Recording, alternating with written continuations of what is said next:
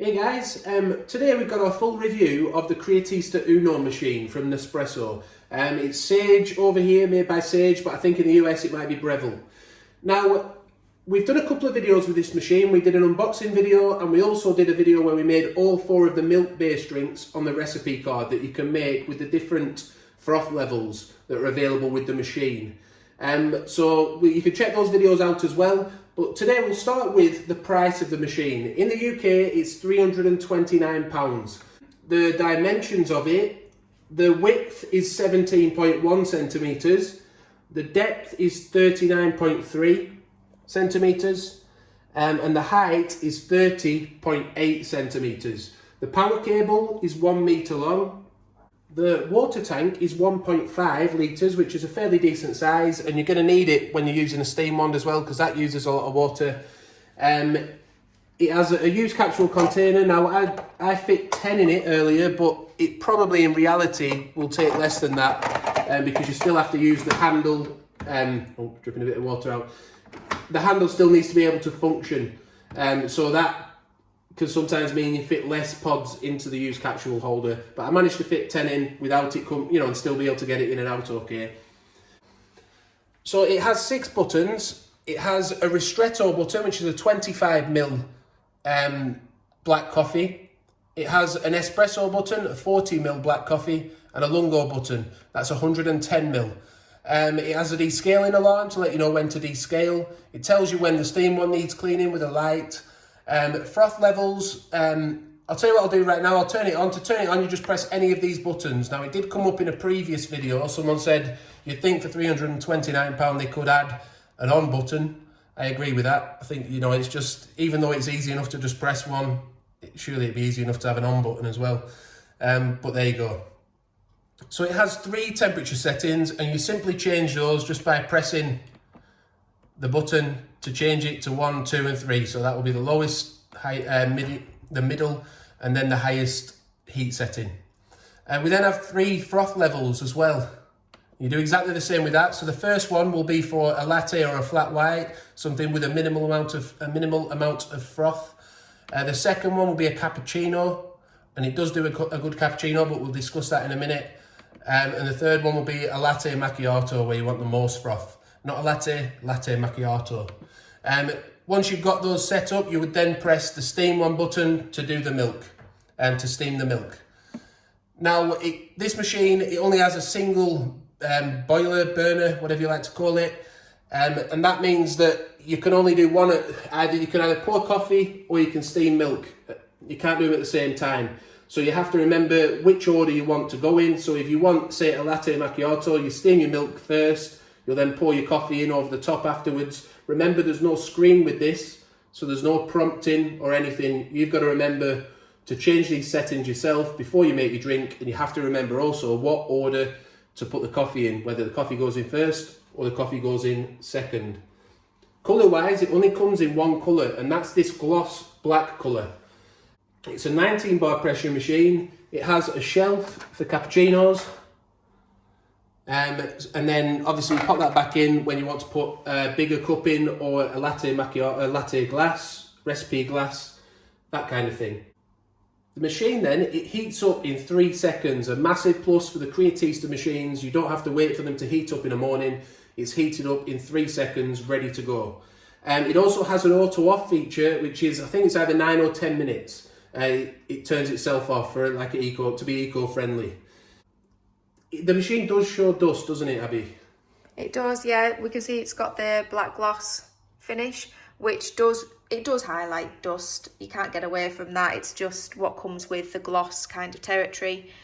Personally, I think if this goes with your kitchen, then that's fantastic. But I think it would be nice for them to have given you maybe at least one more colour option, maybe in a lighter range, whether it's grey, white or something like that. Or even the option to have a matte finish. We see it's matte on the front, and that is good. We like that, but it does still show the coffee marks. It doesn't hide those overly, but we just think it looks quite nice, don't we? Yeah. I think. The other thing with the colour though, it does scratch quite easily. Now, I've looked at pre-owned models on eBay, when you're sort of researching them, and they all seem to have the odd scratch, quite a long one. And the problem with this is, for some reason, it shows up a lot when it does get scratched. And we can see here, I've been cleaning it as well as I can. I don't know if you can pick up that scratch there. It goes, sort of runs down from here to here. I cleaned it as delicately as I could, and somehow still managed to get a scratch on there. So, and once it's on, because it's a gloss finish, it is quite noticeable. Noise, it's a very loud machine. Would you agree? Yeah, definitely. It gives you a nice wake up when you put it on in the morning.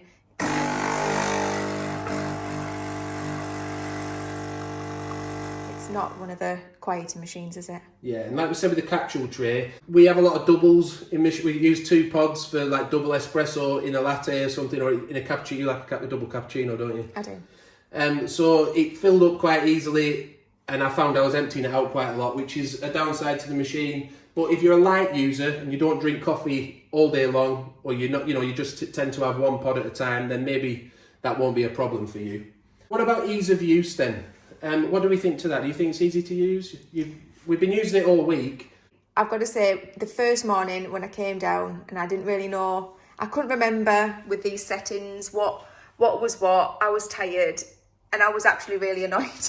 But as the week has gone on, it's actually really easy to use. I think once you know what your settings are supposed to be for your drink, like I drink cappuccinos, I know that I want the temperature and the froth to both be 2, and that's it. I do my espresso first and then I do the milk, and that's it. So it is really easy once you just have those simple settings in your head. You know how you like your coffee. I don't think it's difficult to get used to. I don't think we've touched the temperature button all that much, have we? Well, the first morning I did it, I put it on 3 because I couldn't remember what it was supposed to be, and I burnt my tongue. So yeah, it was very hot. So I would recommend 2. So we'll just make a quick cappuccino then, just to show you how the steam one works in case you've not used one of those before. So we've got the jug. It has 2 marks on the outside, minimum and maximum. For the cappuccino, we want the minimum line. So I've put about 100 ml of milk in to fill it to the minimum line. You just pop it under the steam wand. This is where a wider machine comes in handy, but you can just about get away with it on the Creatista Uno. We then got to put it in the right order, so we've got a shot of espresso. I've already put a Colombia pod in, not particularly dark roast, but still goes nice in a cappuccino.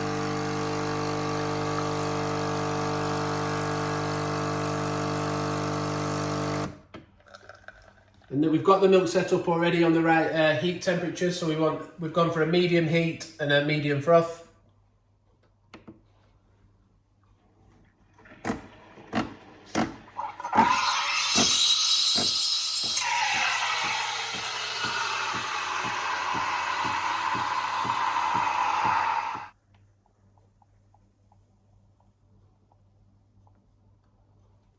So that's the cappuccino. Just let that separate a little bit, but what I'll do while it's doing that is just see if I can sneak in and give you a temperature measurement. Where are we looking? 64.9. Right, so that's 65. milk. Yeah, brilliant. So roughly 64, 65. As we can see, it's got a nice level of froth there on top. Like I said, it's not particularly dark roast, the Colombia pod, so don't be put off by the colour. Maybe you like a slightly lighter roast yourself. The milk froth levels then, very impressed really with that. You get the cappuccino is a really nice thick froth on the cappuccino, and even that was even the case. I tap and swirl the jug a bit, but even if there was some milk left in the bottom still, there was a nice amount of froth on that cappuccino. But for the flat white, it was a nice thin layer of foam on the top, and for a latte macchiato, it worked perfectly as well. That was a nice drink. So for that, I think it's quite good.